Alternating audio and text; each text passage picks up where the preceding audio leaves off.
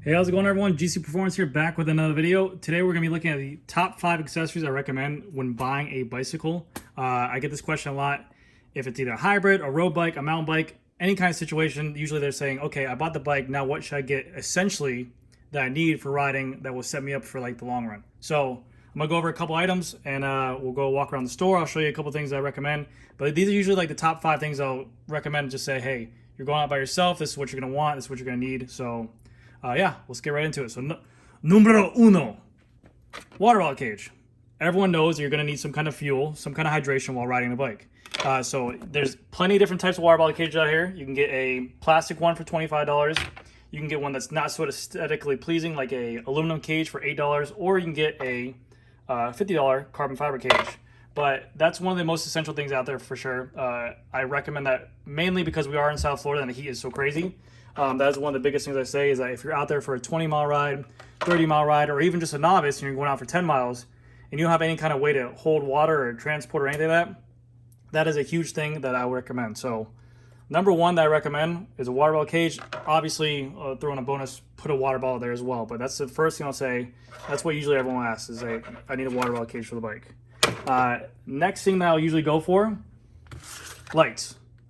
Situation wise is because in South Florida or in Florida in general, if you're riding at nighttime or early morning and it's any kind of dark out, you do get ticketed if you don't have lights on your bike. Now, I'm not saying you're going to automatically get a ticket, but it just, helps to prevent that. And also safety first. I mean, you want to be visible by any means possible because you're riding even during daytime. I still recommend people to buy lights and put it on their bike just so they can be seen during daytime because you want to, it's your life. You want to take into your own risk and be just as cautious as possible. So these lights right here are $50 by Specialized. The stick switch lights, very cool. You got a white and a white, but very cool about these lights is that you can actually press and hold and it can go to a red light. So if your red light was to die, if your red light was to die and you have in the back, you can just swap them out. They're vice versa. They both work on everything. These are a good option. You can get some decent budget lights as well for $20, but I definitely recommend getting a pair of lights. Even if you're not riding at nighttime or early morning, a pair of lights on the bike, especially for a group ride or just to be seen if you're riding by yourself, it just helps draw more attention to you so that way you can be seen. So number 2 that I recommend is lights for your average consumer, road bike, hybrid, cruising. I got them on my cruiser bike. This is my cruiser bike right here. Specialized roll. I got it. I got a light here, a light here. Just let's say you go out on a late afternoon ride and it rolls into nighttime. You want to have something just to be safe. Next, this is a big one. This is a more important one. This is a saddle bag. So it goes right underneath your seat, but this is going to be like your storage vessel. Especially for riding on road bikes, you're going to want something that can hold spare parts, maybe your phone, a wallet, keys, stuff like that. You don't want to put into your jersey. You don't want stuff to get wet. This is a water-resistant storage bag. This is by Topeak, but there's a bunch out there.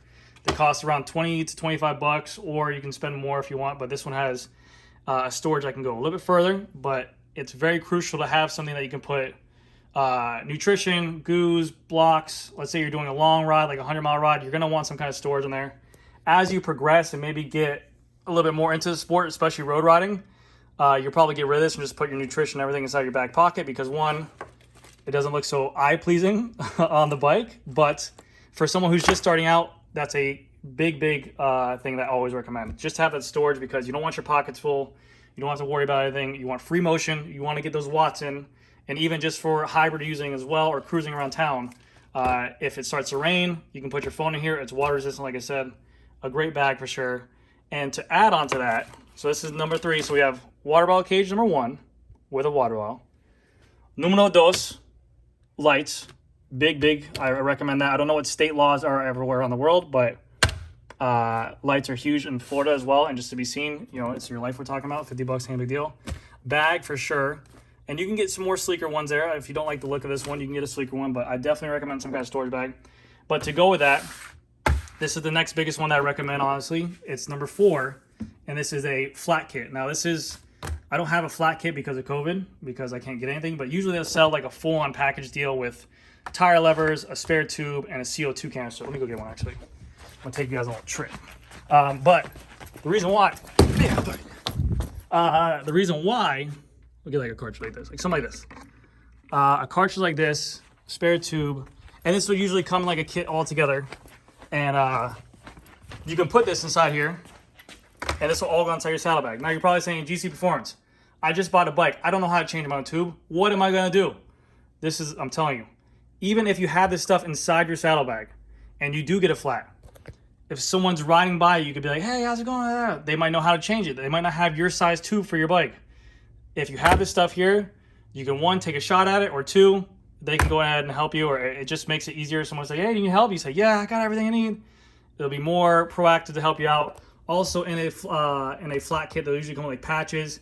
I don't recommend patches. I hate patches because it's South Florida, like I said, and it's so hot that the glue never works really. And the first time I ever used one of these, even being in a bike shop experience, and I was younger at the time, I literally engaged the CO2 into there. It compressed and everything like that, and then it wouldn't go into the tube. I was doing something wrong with it. They make them much more easy now, but I had to release the threads to get it to go. It wasn't working, so this became almost like a bomb. And when I unscrewed it, no pressure release, and just shot out and went to traffic. And yes, but there's tons of YouTube tutorials on there how to use this stuff. Before COVID, there was also classes that we used to take, tutorials at local bike shops. Very simple to use this stuff, but I'm telling you, get a flat kit just for you to have, and maybe you can practice one night at your house, or like I said, if you just have it and you're riding in a group and you get a flat, that way you don't have to call an Uber, you don't have to call someone to come get you. That's a big thing. So a flat kit is big. And, oh, okay, we're gonna have probably like a number 6. Also, in the flat kits, usually, oh wait, gotta take you guys on that journey, hold on. Okay, what was it? Multi-tool. Usually in a flat kit, they come with a multi-tool. So, again, this would be part number 4 because of the fact of they usually come as a pair, like the ones we used to sell will come with like this, and then the tube is extra. But a multi-tool as well. Let's say that you have, let's say you got your bike fit and maybe you didn't like how the bike was fitted. You can change those stuff yourself. You don't have to say, hey, I have to wait to go back to the bike store to get it fitted. It's a little 4mm Allen key. Lefty-loosey it, raise it if you want, lower it. Your body will tell you what you want. If you feel like the seat needs to go higher, don't be afraid to raise it. You know, if you feel like the fitter didn't do a good job to you, or maybe you just felt more comfortable doing something after you got out on the road for 20 miles, and you're like, hey, my body's telling me to go up. Definitely, it's always good to have an Allen key on you. Maybe a bolt's loose. Maybe you get, God forbid, into an accident and their steering wheel turns. It's always good to have a 4.56, 3, 4.56, 8mm flathead and Allen key. So that is number 4. Number 5 is not as essential as like, hey, this is what I need. Hey, this is, this is going to keep you safe. This is more keeping it fun. A computer. I recommend this to everyone because if they are getting into the sport, they're looking to get into it for exercise. They want to, brag about it to their significant other, to their friends. They want to show what they rode. You don't need these big $300 Garmin computers. You don't need these, Wahoos, whatever. I don't recommend a cell phone starting off because of the fact that, one, you're looking to escape when you get on the bike. You're getting into a sport to go out for 2 hours, clear your mind. If you have a cell phone app and you have your cell phone mounted to your hybrid like this, now I won't do this for my road bike by having my cell phone here, but there are a lot of great apps for your cell phone, but you have to worry about putting it on there, getting in rain, sweaty. Sometimes the apps stink. You have to pay for them. Maybe you have to do like a login. It's just dumb. You can buy a Cat like this, $60. Nice widescreen. It tells you speed on there, and it has 4 other functions with 1 button. Time of day, time on the bike, average speed, max speed, total distance gone, odometer, everything like that. 1 button. This stays on your bike. It's just a battery. You don't have to do anything. They have it in this one. They have a little cool looking function right here. Same computer. It's like out front. Looks kind of like a Garmin. But I definitely recommend a Cat Eye over that because of the fact that it's one less thing you have to think about. You don't have to worry about your phone's charge if it's dying, and you don't have to see text messages come in. It's just, I recommend this, a Cat Eye computer. If you have the money, go for a Garmin for sure, but $60 to get something on there. It makes you feel good. You see what you're doing. You can see your average speed, aim for a target, and it just motivates you to ride more. So that's my number 5 for top. That's my top 5 accessory choices I would do for a bike. If you get a road bike, a hybrid, mountain bike for sure, probably would change a little bit. You don't probably need a saddlebag, but that's what I can recommend. A bonus one, I'll give you guys one as well, because usually people, when they buy a bike, they never have a pump.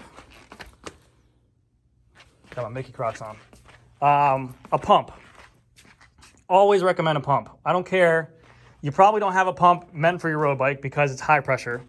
They go up to 100 PSI. People say, oh, I got a car pump that goes up to 30 PSI.